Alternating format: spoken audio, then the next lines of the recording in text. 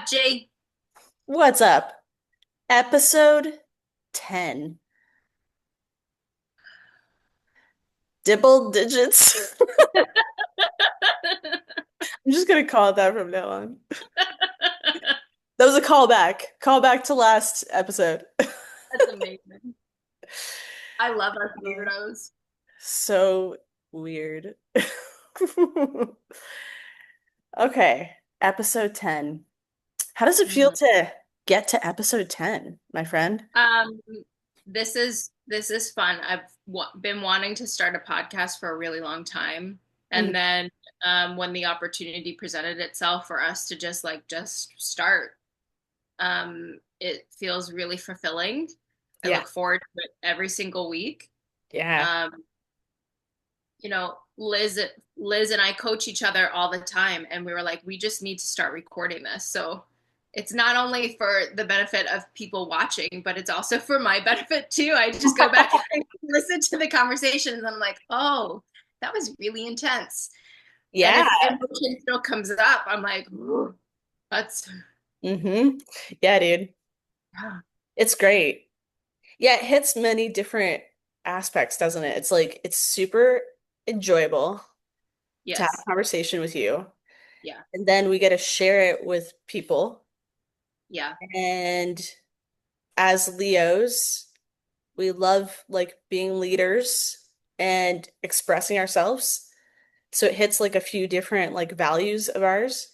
Mhm. And then and this is my Virgo rising listing things. I noticed.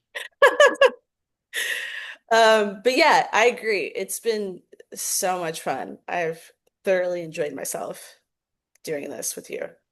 Well, and it's like a scheduled time of like friend, Yeah. right? Oh, Like within the last couple of weeks, especially because you've been sick, like we haven't been able to connect as often as we. There was a time, my friends, that like it was every single day we were on the phone. yeah. We would spend, like 3 hours together, like workshopping North Node, and then be like, "Do you want to be on the phone on the drive home?" Yeah. Yeah. Yeah. It's Yeah, great. Yeah.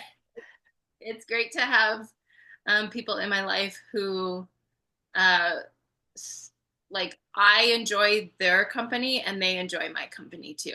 Yeah. Um, yeah, Yeah. where it's a fulfilling, revitalizing relationship. I agree. It's one of the most fulfilling things having those kind of friendships. Mhm. Yeah. Yeah. Yeah, dude. Um, and check in. How was your week? Bro, I love it when you call me bro. Bro. we do that with dude, but I don't know why I call you bro. I like it. It's funny. Oh my God. We're bros. We are Yeah. bros. So Yeah.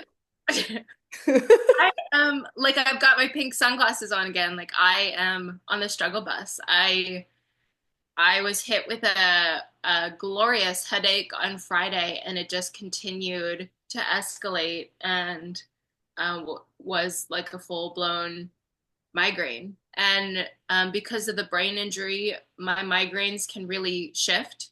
Mhm. Um, and so you name the symptoms yesterday, I had them. I Yeah. had the vision issue. I had the word finding issue. I had the balance issue. I was dizzy. I felt so nauseous. My temperature kept changing, my internal temperature. Like I was like so cold and then so hot. Like that's one thing that you don't know about a brain injury is that it can change your internal temperature. Yeah. Yeah, That's hard. that makes sense. Um, it can also disconnect when you're hungry. Oh Um, yeah. Yeah, and the disconnect your regulation. body. Yeah, your Yeah. body sensations telling you when you're hungry. Like for me, I don't know that I haven't eaten for 12 hours. Oh wow. Okay. And That makes I'm like, yeah, yeah, because I sent you a message. I'm like, so I haven't eaten. All I had is coffee. And how did I get here? Yeah. Right? Like sometimes, like Dude, that's an I in. was I, I know you feel me. Listen, I was like, wait a minute. I need to eat. My Taurus moon was like upset. Also, thank you. Yeah. Thank you. Also, that wasn't like something that I Intentional. consciously chose. Yeah. It, like my how do I say this? In the first year and a half I of the brain injury, I really disconnected from my body sensation telling me when I was hungry. And Yeah. I would literally have to set alarms on my phone saying eat. Yeah. Um, Otherwise, 6 hours would go by and I wouldn't have any food. And then all of a sudden my blood sugar would tank. And Dang. before I would know it, I would be like on the floor crawling for Gatorade. Like I have Yeah. juice here somewhere. Where is it? Like Wow. just unable to navigate the my body sensations or signals. Yeah. So sometimes it's a warning sign saying you're gonna get sick, you're gonna have a migraine, or sometimes it's just like I'm just struggling understanding, Hmm. my body signals. Yeah. So Yeah. I'm grateful because I was still able to like function like a normal human being throughout most of the time. Yeah. But yeah, I was like, I texted you and I was like, are you alive? Let me, I you're alive. I'm alive. But Yeah.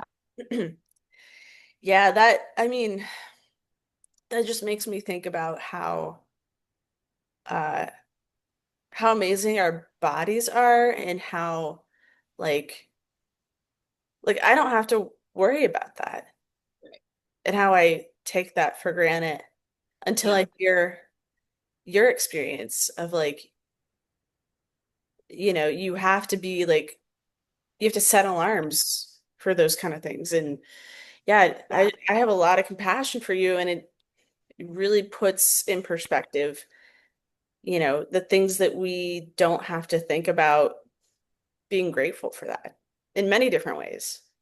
yeah. And this is just like a ripple effect of what I mean when I say my life has drastically changed. Yeah. Like if I haven't had any food by 11 a.m., like I know I'm going to struggle for the rest of the day.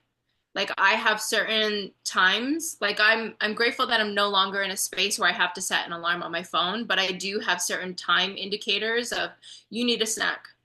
You Yeah. absolutely need to make sure like how much like by by 11 a.m. I do a check-in of how much water have I had? Yeah. Uh-huh.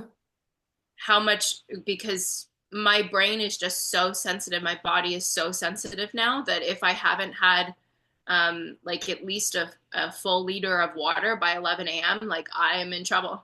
I'm gonna Yeah. be in trouble. Yeah. Yeah. Yeah, so like holding both like how much you've like progressed and Yeah. then also these moments of struggling with it. Yeah. Yeah. Yeah, dude. I really appreciate you like talking about that because I believe that there's people listening who relate to it and Yeah. and don't feel alone when you talk about it. Yeah. Yeah. I mean, there's within chronic, fill in the blank, the Mm-hmm. community, they like I learned about spoons. How many spoons do you have left?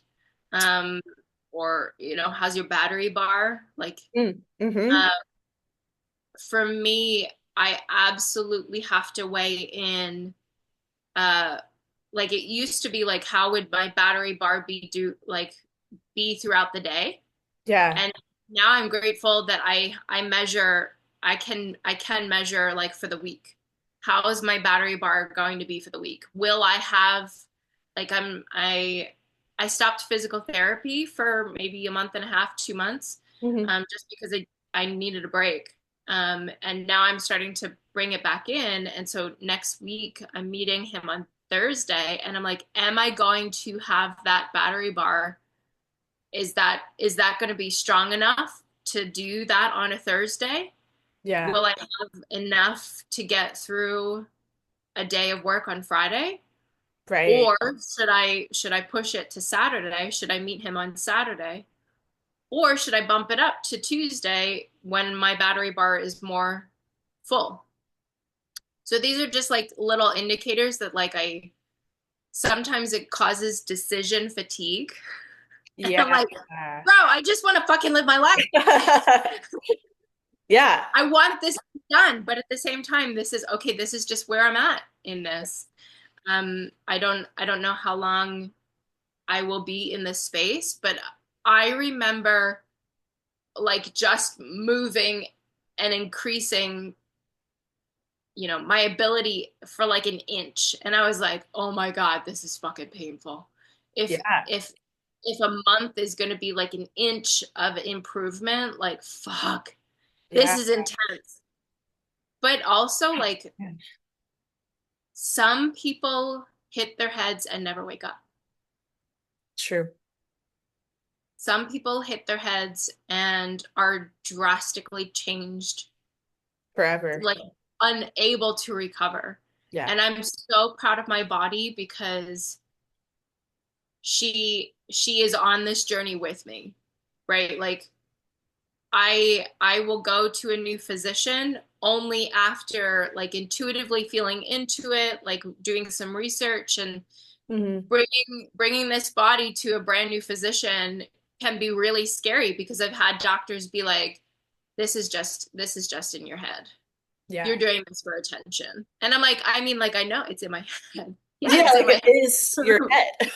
But also fuck you. Like Yeah, that's not helpful at right, all. none of them. Yeah. No. Yeah. So Yeah. it's just yeah. Yeah. Yeah. What about you? How are you doing? How is your week? How are you feeling? I am feeling so much better. Good. I actually got to do a whole week of work this last week. Yeah. And being sick, and I talked to you about this, of course. Um,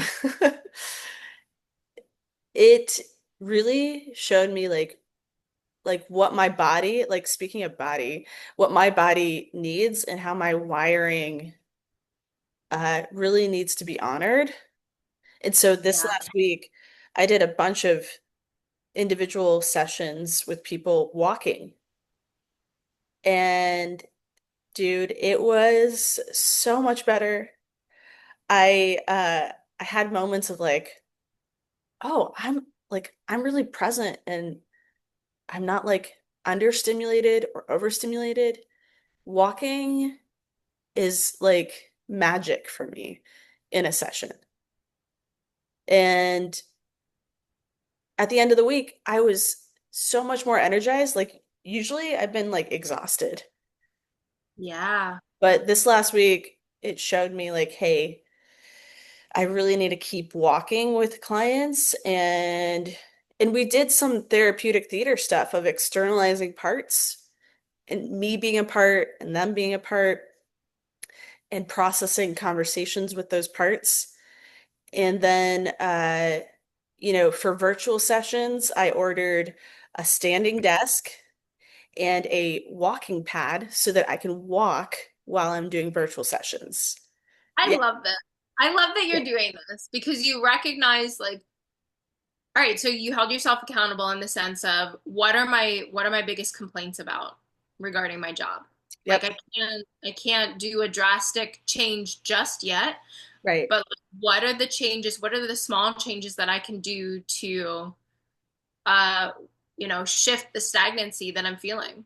This Yeah. is this is so great. And so so you actually walked with your client like outside, like oh god, I love that. So we also walked, actually we mainly walked in that big room in that space. Oh, wow, okay. Yeah, because people were like, it's really hot outside. And I get that. Like it's the sun was shining and it's really hot.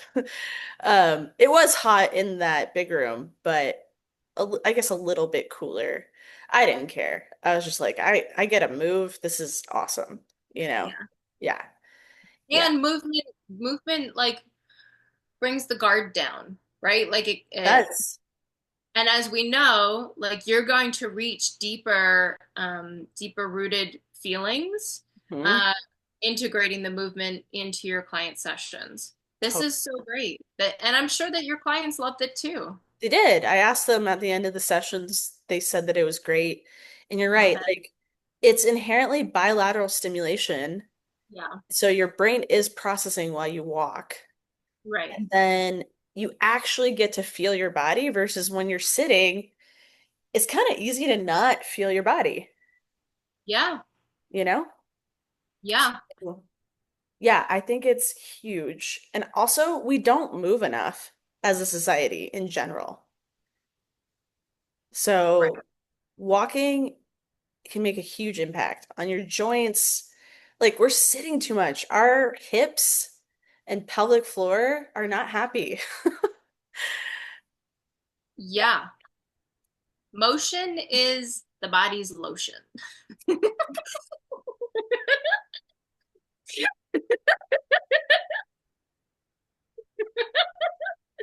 Oh man, I got you with that one. That's great. I love that.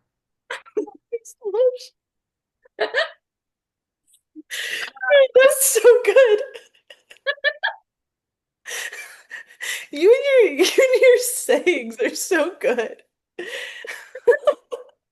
Motion is the body's lotion. Yeah, yeah, dude. It sure is. That's great. I love that. Oh, it's so good. Either I love your sayings because either I'm like, oh, say it again, or I Yeah, just like laugh really I hard. know you. Dude, that's brilliant. You can be Uh-huh. brilliant. Yeah, for sure. That's so good. Oh, I want that as a bumper sticker. Motion is the body's lotion. Me too. That may have to be our North Node Therapeutic Theater motto. I love that. That's Yeah. beautiful. Yeah. Well, there's this theme that we're talking about, which is listening to your body, right? And Yes. that coincides with listening to yourself. Yeah. So let's get into some ego death. Death of the ego. Yes, and function of the ego in general. Well, it's so funny because I spent, this was the research of both my master's degrees. Mm. Yeah, you sent me a performance all about this. Yeah. Yeah. Death Yeah. of the ego is a poem that I wrote in the very beginning of grad school. Hmm. And it was something that I thought was just for me. It was like this way of processing my father's death. And then I was going to go on to making the quote unquote real art. But then I took the poem and made a video. And I took the video and I made sculpture. And I took the sculpture and I made an installation. Like it just kept progressing. And Yeah. by the time I was at my second master's degree, I was like, I mean, I might as well continue. So I took the research from the art world and brought it into the theater world and made a play, wrote and directed a play called Death of the Ego. Yeah. So here we are talking about, We are. and I'm like, oh, this is interesting. What can I reflect on from this conversation and all the growth that I have done since grad school? Yeah. So Hmm. I feel like we are going to be able to look at it from different vantage points. Like, for example, when I think of the ego inside of the field of psychology, Yeah. uh, I'm not going to go to Freud. No. Thank Um, you. but I'm going to go to like more of the modern aspects of psychology, which it's not super modern, but it's been like moving more into like its own evolution and modern, which is like modern psychodynamic object relations, which all that jargon means how we attach, how we have attachment experiences with our parents initially in our life, because that's where the ego actually can develop. And they call it ego strength inside of psychology, which means how strong is my sense of self when I'm navigating life, and also how strong is my sense of self when I'm with other people, right? Yeah. And if we grow up in a family where, for example, the environment isn't supporting that child's development of their own ego, meaning the parents aren't being mirrors for that child. They're kind of dismissing their reality or not giving them space to have their own exploration. That really neglects like having a strong ego. Whereas like if you have parents that are like very attuned and reflect back to the child, oh yeah, like tell me more about like what you're experiencing, or even narrating at a really young age, oh, this is what you're doing. This is how you are moving. This is you're picking up the block. You're putting it in this place, right? Like all of those things help the ego strengthen. And then as the child develops into like, older child and then teen, they have this foundation of, oh, somebody listened to me, reflected my reality, and I internalize that and I can see my own self, right? Whereas if it's a parent who completely dismisses the child's reality and or neglects the child in whatever way, the child is confused. Like what, like, oh, I must be wrong. Oh, I must be, uh, they must be right and I must be wrong. And living inside of that experience of, in a way, I don't exist, which then weakens the ego too, right? So can you, it's like you're like looking into my past. Can you articulate um uh It's like you strong, know me. um, you don't know. Okay. What can you help me understand like strong ego versus a weak ego? What do you mean when you say those things? So a weak ego looks like um I'm chasing after external validation because I've had this experience as a kid that nobody's reflected that my reality or how I feel is valuable. So I then believe that nothing internally matters and I must continue to like pull things from my external. So there isn't a sense of internally when I really listen to myself, I'm not listening to myself. So I don't believe that I am capable of navigating the world by going internal and listening to myself, right? I'm outsourcing it externally. That has been my struggle my whole life, is to Right. go within and to listen to my own voice. And this is like, it was such a powerful step for me to go into art because it was Yeah. listening to your creative instincts is a skill and it demands a heightened level of sensitivity where if you're not listening, like you're not going to be able to No. create. Right. And so I think that that was um my God sent direction of go into art so that you can learn to listen to yourself because I grew up in an environment where I was thoroughly dismissed. Yeah. Yeah. Yeah. And the thing is like really young kids, they have a weaker ego because that's being a really young kid. Like, I must have my parent, I am dependent on my parent because I don't yet have the developmental maturity, understanding, cognition, all that to navigate this world, right? So, like, there is a developmental phase where it's okay that the child didn't have a strong ego. But then when the child gets older and the parent doesn't help strengthen their ego, then they're going to have sort of like emotionally, emotional developmental kind of Mhm. delays in a sense, right? Right. And that's if you look at therapy, uh, people coming in to see me, there's a phase, depending on where the person's at, where I'm their ego. Like they are sourcing things from me because they didn't get whatever they didn't get as a little kid. So I'm helping them with their younger versions of them Yeah. strengthen their ego so that they can go internal and listen to how they feel in their body, how they feel emotionally, what do they actually need, what do they want. Like there's so many fundamental things that I help clients with to develop that. And I went through that myself too, like in my own therapy.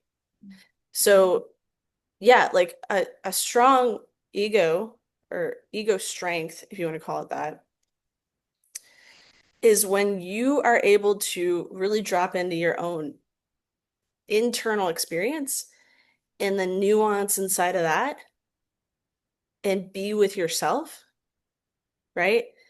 Because when people grow up in a family where like they didn't get what they needed, we usually end up uh being really scared of our own internal world Yeah. because there's so many wounds and there's so many things that we internalize that didn't feel safe. So then we end up not feeling safe inside of ourselves. Yeah. Yeah. When I finally started diving in, it, yeah, it was a little bit scary as to why there was such an emotional response. But when Yeah. I allowed the emotions to come up, it was like by the time the wave would complete, I was like, oh, okay, I could do this. Yeah. Okay, it's yeah, and then I started to dive in and create stronger artwork because I was allowing myself to see the things that I didn't want to see or That's really want. amazing. Yeah. Yeah. And that's our superpower.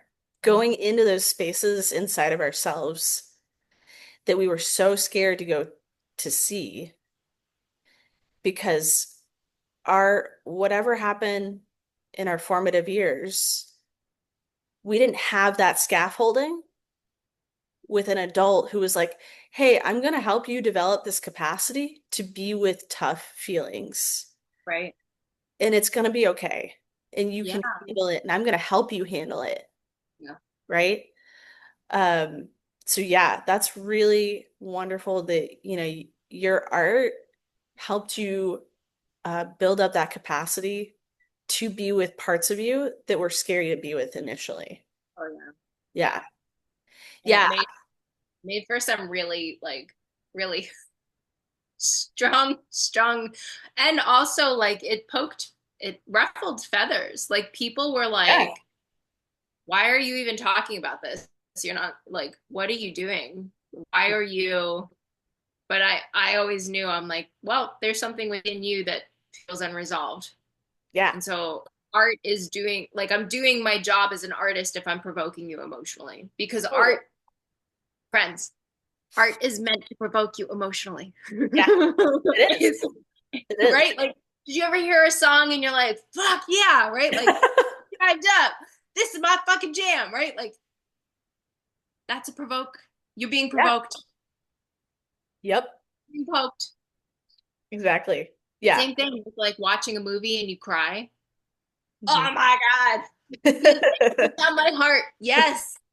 Art provokes you. It's Yeah. beautiful. It's meant to. You're doing your job, right? Like Yes. that's one of the things that I felt so frustrated by teaching.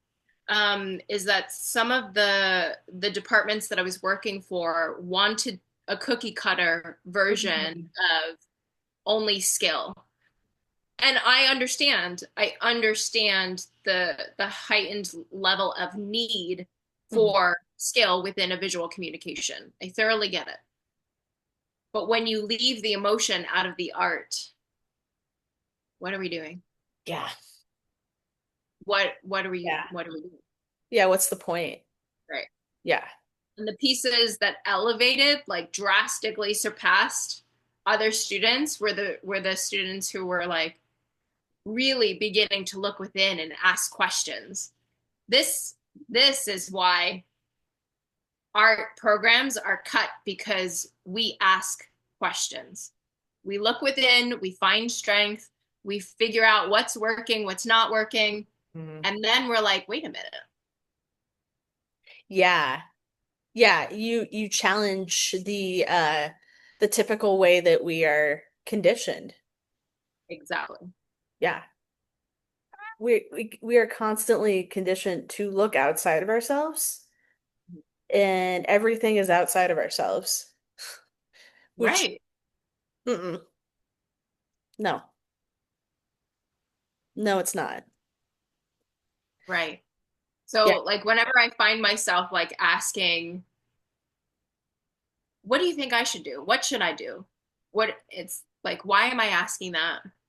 Yeah. I I know my own inner compass. Why am I going to you or to Janine or to so and so? Like, why am I asking that question to begin with? What part of me feels uncertain Mhm. within my inner knowing? Right. Right. Yeah, and to add to that too, like it's an interesting balance, right? Like, because of course you're also going to ask because we are social beings, Yeah. and we even as adults, we need a mirror to reflect what we're feeling and experiencing, right? Like when somebody says to you what you told them and their presence is with you, like that can be so healing and regulating. And yet you're right, like at a certain point, like it is your own life and making the decisions that work best for you. Nobody else can decide that. Right. Yeah. So I know that I'm in alignment, but also still struggling with something. When I come to you and I'm like, what are your insights about Right. this based off of my patterns and who you know me to be? Yeah. Right? Clearly, I'm missing something. Clearly, I'm struggling to see something. What are your insights? And then I go back and I compare them to what I feel it to be. Yeah, exactly. Yeah. And that's a great practice. And you can only get there with somebody if you actually share yourself. Yes, you have to allow yourself to open up. Yeah. Yes, Yeah. exactly. Exactly. Yeah, And so yeah. careful balance of like constantly going to an external source and seeking the validation outside of yourself, and versus like allowing your heart to open and showcasing, hey, this is, that's the strength of vulnerability. This is me. Even in the face of possible rejection, this is me. Yeah. Take it or leave it, right? Like, Right. this is me. Yeah. And I encourage everybody, if you feel like you're isolated and alone in something, like how are you holding yourself back from really sharing yourself? Because Ooh, that's usually where it starts. yeah, exactly. Exactly. And you're really missing out on opportunities to be known. Um I was watching a TikTok, not listening to something. It was a TikTok. Um I'll have to send it to you. It's very astrology oriented. But it had in it, and I wonder how you feel about this.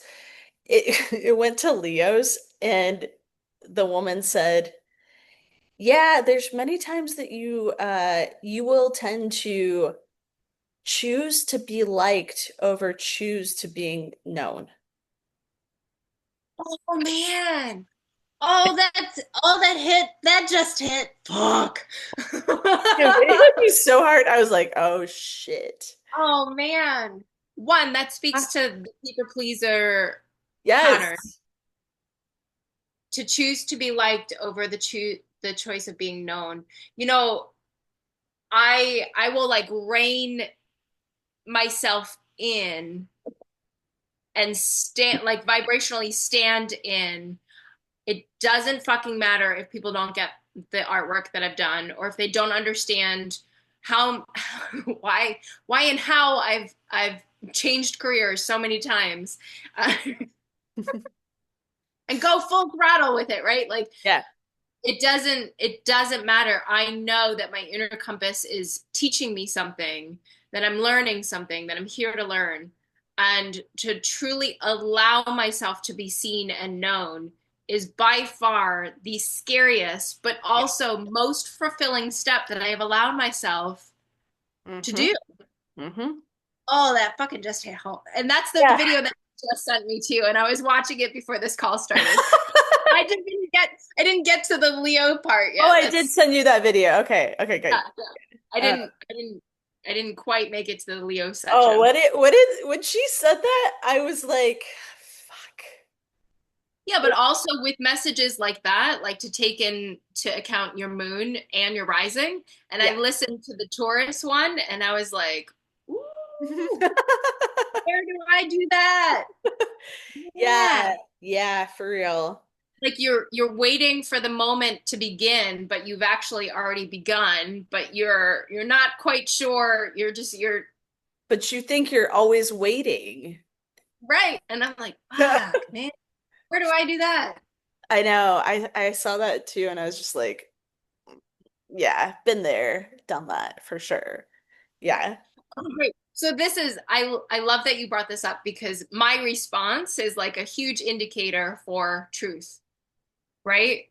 Where that part when somebody comes to you with truth, or when you see a video and Mhm. it provokes you and it burns just a little bit, it stings just a little bit, like that's an indicator of truth. Yeah. When you're hearing something that is true about you and you don't quite like it, but it's like, Um, woo, all like, right, where's that truth in me? Okay, yeah. yeah, those are great indicators. Yeah, for sure.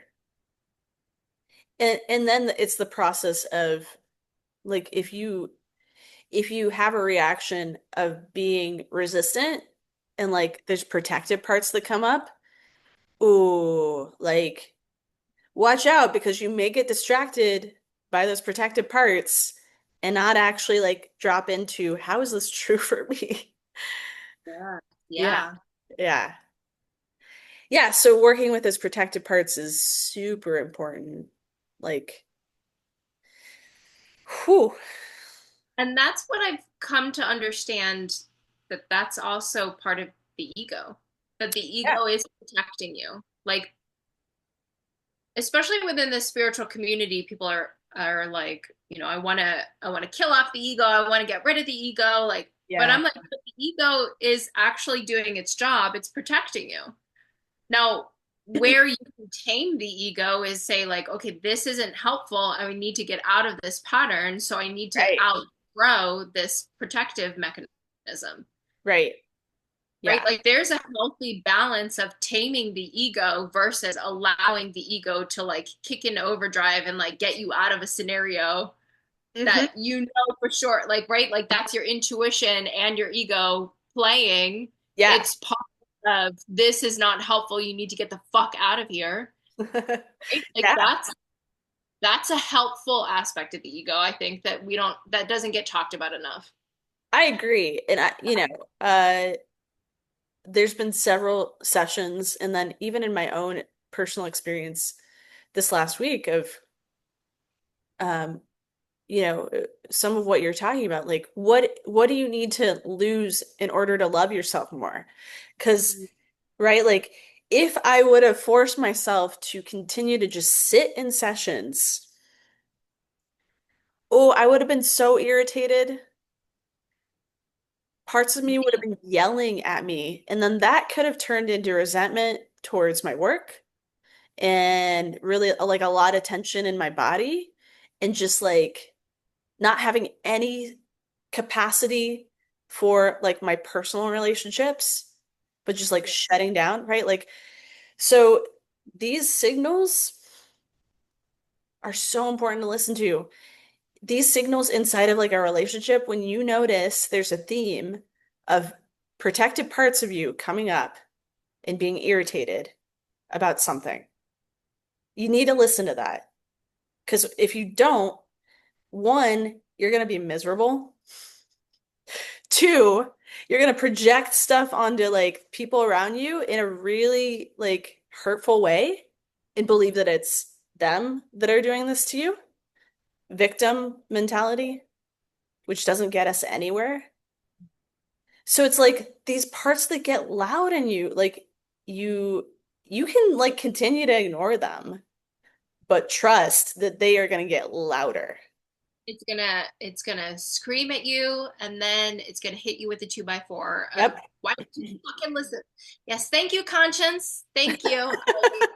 Taking it in and acknowledging, particularly this past weekend, of where I was ignoring myself and Uh, then yelling at myself and then shaming myself, and that's not a right. fun, healthy, or helpful space to be in. Yeah. No, it isn't.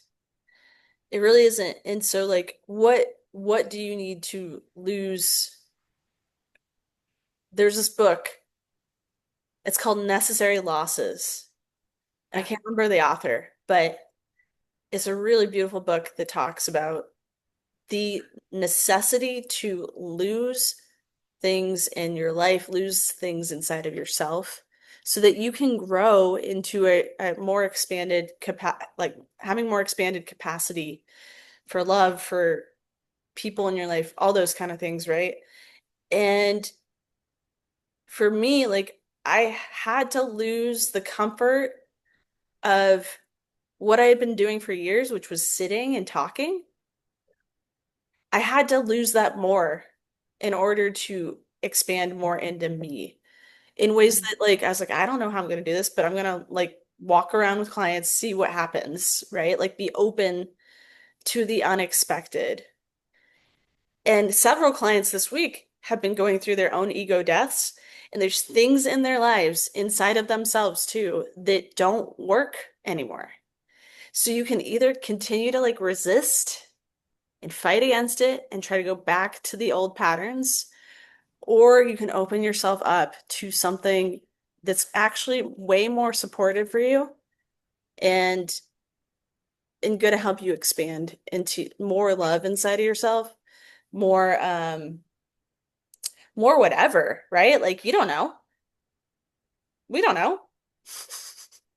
Can you help me, or can you help the audience at home understand really like what is an ego death? What does that mean? What is happening? Like that's a term or a phrase that is thrown around Mm-hmm. spiritual community so often, and and some people talk about it as if they thoroughly understand, and I can see I'm like, oh, okay, you're doing your best. Yeah. Yeah, yeah.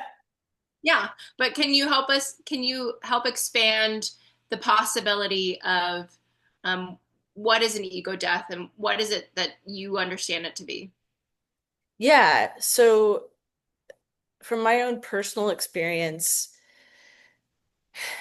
ego death is when it and it feels really intense because it does feel like you're dying. Like it's ego death. The death is there for a reason. Like you are crumbling Yeah. inside of yourself. And you, like for me, like an ego death that I experienced was when I went through my divorce. I came out as queer, and everything around me was crumbling, which reflected everything inside of me that was crumbling. Yeah. Like I could no longer people please. I was like trying to hold up this image of me for years. I can no longer do that. I can no longer deny that I'm queer. Yeah. Uh, this marriage is not for me. Like it was me trying to fit into a certain mold of what I thought I should be. Hmm. And Yeah. the universe in my soul was like, can't fucking do that anymore. Like, you need to go through the dark night of the soul to recognize and allow yourself to be more of you. And I know that, like, my soul talking to me, I know there's so many layers of protection, so many layers of conditioning that in some ways you don't actually know who you are right now, Yeah, it's right? like an Like, existential crisis. yeah, Yeah, exactly. Identity crisis. yeah, It really is because it's like, oh, I thought I was this, but that really doesn't, on a soul level, like you feel it in your body. There's something that happens in your body that tells you this is not you. And if you keep doing this, you are gonna be so miserable. yeah, I remember having a lot of digestive issues before my ego death. yeah. Like my body was like yelling at me, right? Oh, yeah, your body is an indicator of what's working and what's not working. Yeah. Hello? Exactly. Your body has such wisdom. Yeah, yeah. It's going to be like a blinking neon light of this is not working. Yeah. Why are you forcing me to do the thing? I don't Right. want to do this thing. This is not working. Hello? Listen. Yeah.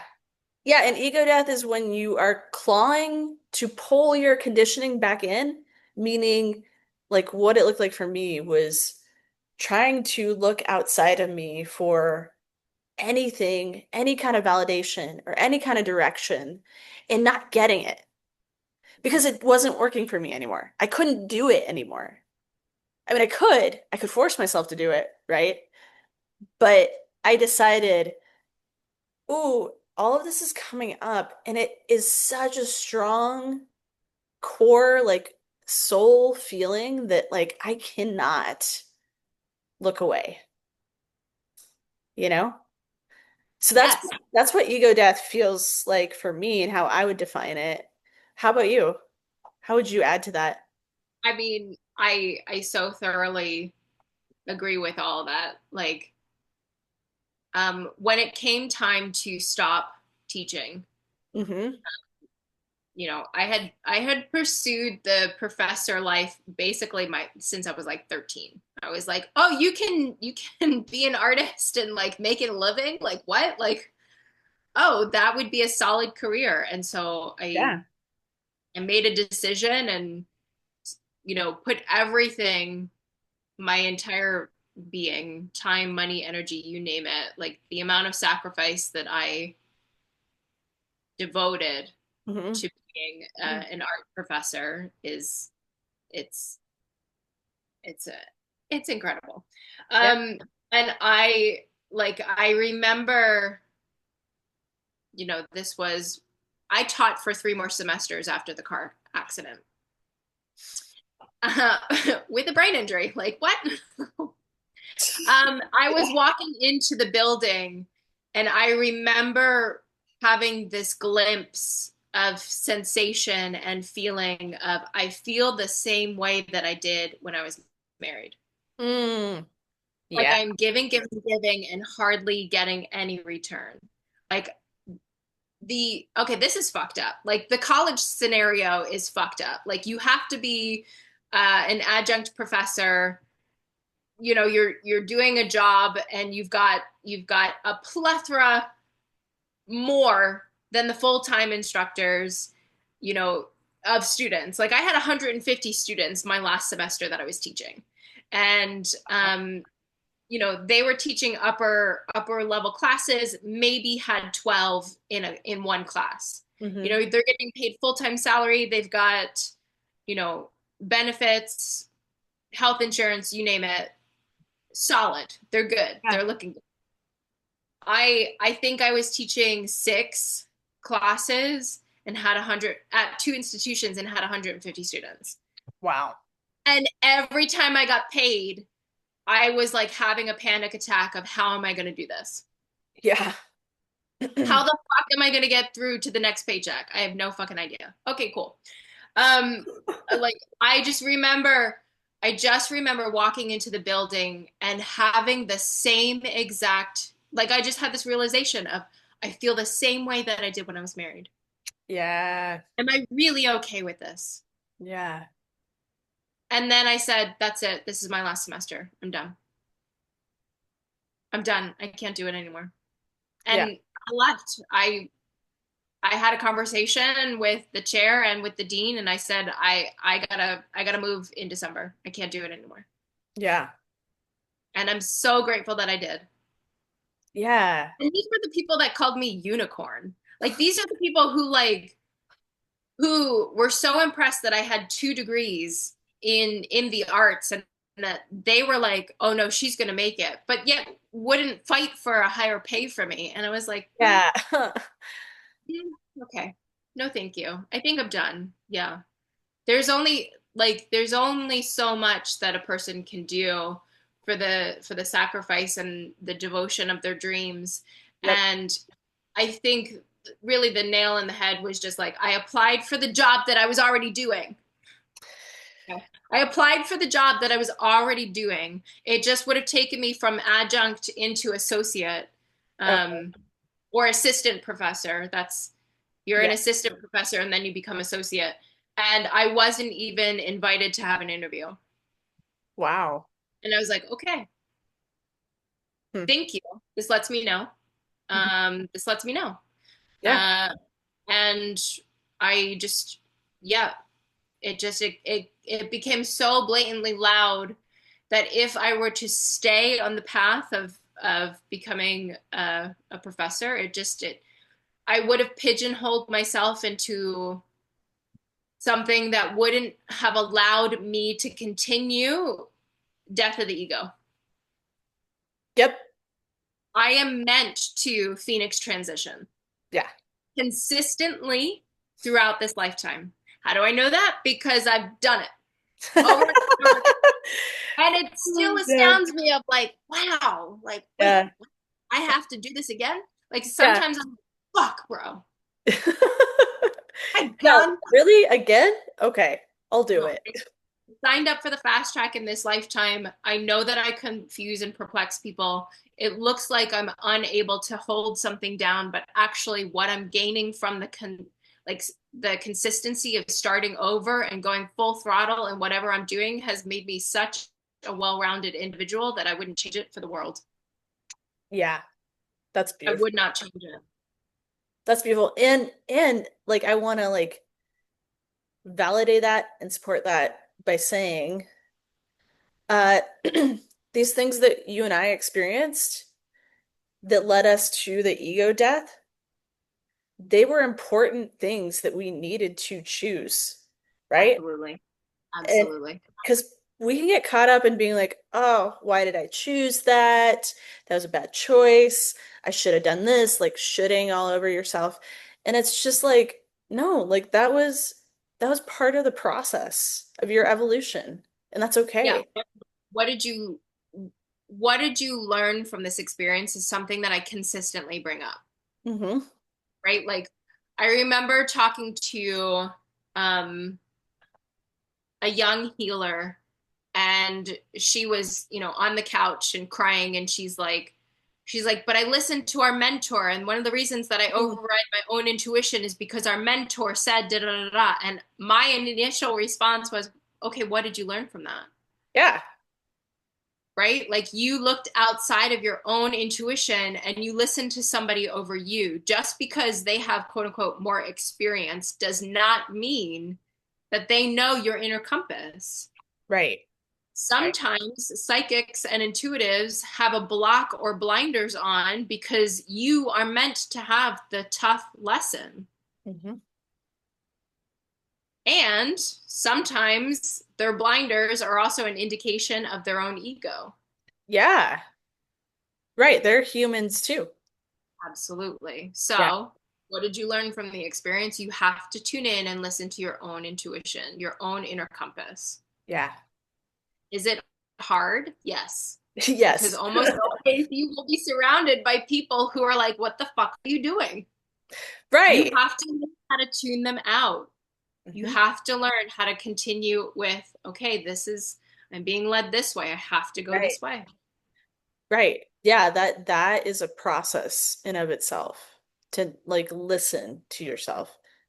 And also, sort of in the same vein of what we're talking about, I think another piece of this is in what ways are you rejecting the current version of you, Yes. right? Like I had a moment of this when I was journaling, well, and having conversations about like my process of being with my own fear and how there was like elements of me rejecting my process of being with fear, like judging myself of like I shouldn't be feeling fear, like this invisible expectation that I shouldn't be feeling fear, right? Or like I should be dealing with fear in this way, not in the way that I'm doing it, which is me so rejecting myself in the process of how I experience my own feelings, right? Oh, yeah. I love that you brought this up because our relationship to fear, first of all, bro, we incarnated into this world.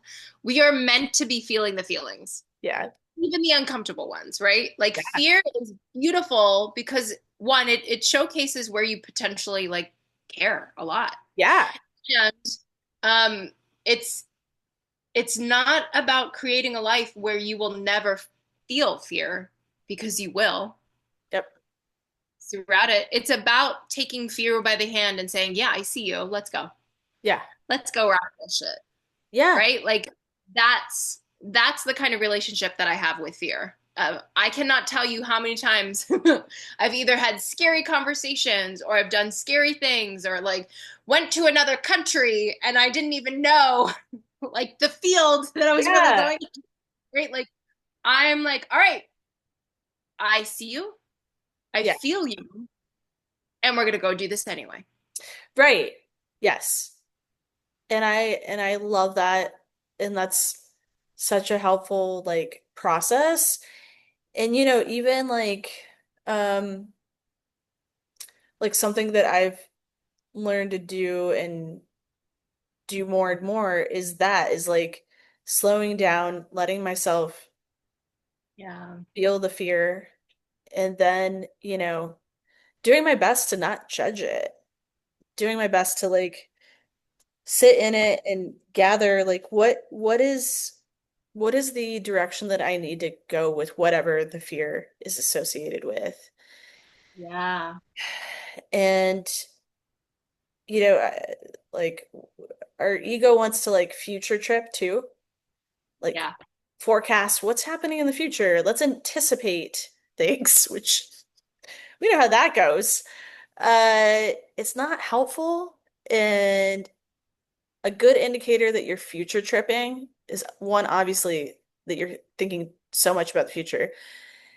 But the second thing is like you're feeling so much anxiety in your body, or so much anxiety of just like getting up in the morning and being in that day, right? And so, question is, in what ways do you tend to future trip?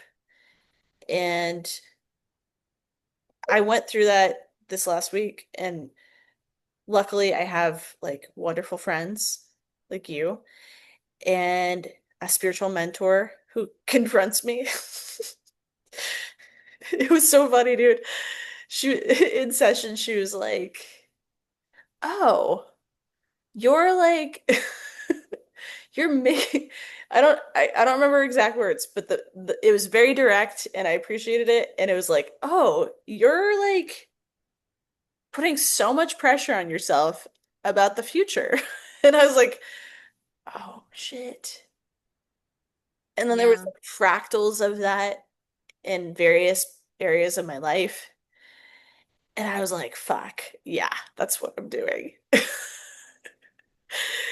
And so it's super helpful to have people around you be like, "Hey, do you notice that you're doing this thing?" And I just want to like present that to you. How does that feel? Right? Like be my mirror. Yeah. So also, fear is a strong indicator of something is off. So I know that I just talked about like some people could hear how I just spoke about fear and could really begin to override themselves. Mm, But sometimes fear is an indicator within your body, within your intuition. Something's wrong. hmm. Do not pass go. Yeah. do not do not enter into this room. Do Yeah. not exchange information with this person. Something is off. Do not override. And Yeah. so how do you know which to do? How do you know when like, oh, okay, like this is the time to grab fear by the hand and say, like, let's go. Let's go Yeah. kill it. Versus, okay, fear, I hear you. We're not moving forward. How do you know? Yeah. Yeah. So the first thing that I think about is there's nuance in life. Mhm. So this is a gray area, right? It depends on the context,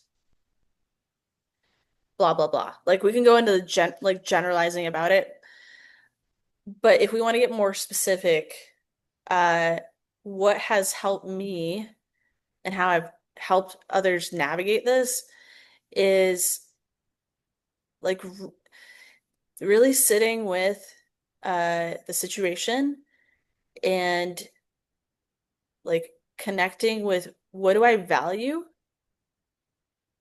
and then dropping into like for me like and I love human design. In human design there's like this thing called your inner authority. And so that's the thing that will always lead you to be in alignment with you at your core. And so my inner authority is my sacral response. So for me, and this is different for each person, but for me, and if you have a sacral response, what you do is you sit with your body and you like play in your head, like you visualize the situation. And if it's a decision that you need to make, like for example, whether or not to go to, some sort of event, for example, you sit with your body, you notice as you visualize the event, how does it feel in your body? And if your sacral is like, oh, this feels so energizing, like I feel energized in my body, do it, even if you're like nervous. But if your sacral's like, ooh, like if it feels like stuck energy, of like, that doesn't feel good, like listen to that. You're probably, it probably doesn't align in some way. Maybe you don't consciously know, but using your body, because your body has wisdom that your mind does not, Mm, yeah. you know? And so I would say find the thing inside of yourself that aligns deeply with what you value and who you want to be in this life, right? Like if you value being courageous and being in your integrity, Yeah. right? And you have this opportunity to go do a thing that feels scary and yet it aligns so deeply for you, do it, right? Yes. Yeah. Do it. Yeah. So those are some of the things that have helped me, like the energizing versus like depleting. Um, and then if you notice that you're going really into your head about the thing and like, oh, I should do this, and these are the reasons why I should do this, and like your mental body is trying to like force yourself to do it. I would say see if you can drop into your body and listen to that because you may be overriding how you actually feel and what you actually need. Yeah. Beautiful. What about you? Any thoughts on that? Yeah, being connected to my body is a huge indicator of Yeah. how to discern. Yeah, that I feel revitalized after that. Or nope, I'm not doing that. Mm-mm, not happening. Nope, Uh-huh. not happening. Yeah. Right. Yeah. And for me to speak to human design, like my sacral, my gut, listening to my gut intuition is so like when I feel my muscles contract of like I always ask myself like, okay, which way is that? Which indicator of fear is that? Is that the one where I can override and grab it by the hand and say, let's go do this thing, let's go conquer this thing, right? Or is that an indicator of nope, fuck no? And if I question it, I just pull back and I observe Hmm. and I'm like, okay, nope, something within me is saying no, and I Yeah. gotta listen. Yeah. Yeah. That's Regardless of how it's received, right? Like I've said no right. to people and they're like, what the fuck is your problem? It's like, Right. none of your business, right? Maybe I'm being told to exercise saying no in discomfort, Yeah. regardless of how that's received. I don't fucking care. Yeah. For me, I will always value, oh, I'm Irish, I'm an artist, I'm a Leo, like taking my heart, putting it on the table and say, look, that I'm being honest. Yeah. That's all of me. In the face of possible rejection, this is me. I will always value that. Yeah. So Always. that's a huge indicator because there could be moments, like I had a moment that I told you about where it triggered stuff from my past and I got this really intense fear of Yeah. expressing what I needed. And Yeah. so discerning that is I go to what do I value? Oh, I value being honest and attending to what I need, right? Yeah. And if I express that, well, we can collaborate and work towards something. But if I override that and force myself to do the thing, then uh, I'm gonna be betraying myself, Right. and that's gonna manifest itself inside of the dynamic in a way that I don't want. Right. Right. Yeah. So noticing like if you're triggered, the discernment piece is like, okay, I'm triggered. What is this trigger? What is this bringing up for me? Is this like actually related to the present? Yeah. Oh, it's not in that instance for me. Okay. So I value expressing how I feel, and this is what I need. Okay, so I'm gonna express that even though I'm so scared to do it. And then I'm gonna just like be compassionate and gentle with myself and see what happens. Right. And oh, Yeah. that feels so much better. Yeah. Especially one like noticing I'm doing something for myself that I really need. And then two, if you are around people who really want to honor that, it can be such a healing experience. Yeah. Yeah. So you know, you got to build up that discernment piece because initially if you're in it and you know you're not fully aware, which is okay, like not fully aware of where is this coming from, it's going to be baby steps to recognize that that fear actually is more related to your past than like moving forward in the way that you really need to. Absolutely. Oh yeah. Process. Absolutely. Yeah. Yeah. Um, any last thoughts as we close this beautiful episode out? I don't think so. Okay. Yeah. Also, update all episodes are on Spotify now, except episode 3. That one did not want to join Spotify, and No, that's okay. It's on they're YouTube. all uploaded. That's so Yeah. exciting. Yeah. Yeah. Liz, I have to publicly thank you because you have just taken the reins of, recording the videos and uploading the videos to both our Instagram, our YouTube, and now our Spotify account. So thank you for doing that. Yeah. And you I find the respect that. funniest clips. or the most vulnerable ones, and I'm like, okay, we're gonna share it. Yeah, I Yeah. look for them. Dude, I look for those. I'm like, what is funny or very like deep? Well, no, I'm so grateful that you have just like taken charge of like I got this because um I am used to doing things on my own.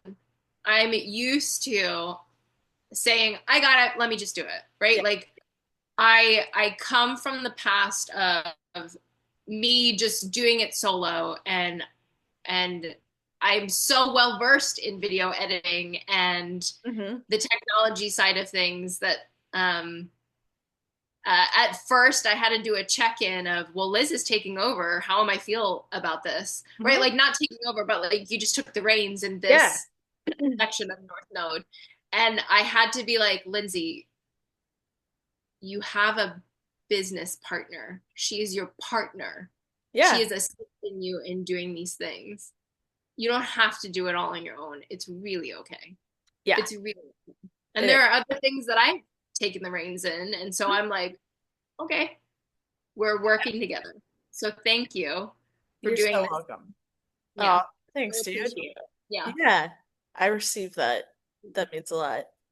Yeah, we are great work partners in this, and that's been like so fulfilling for me.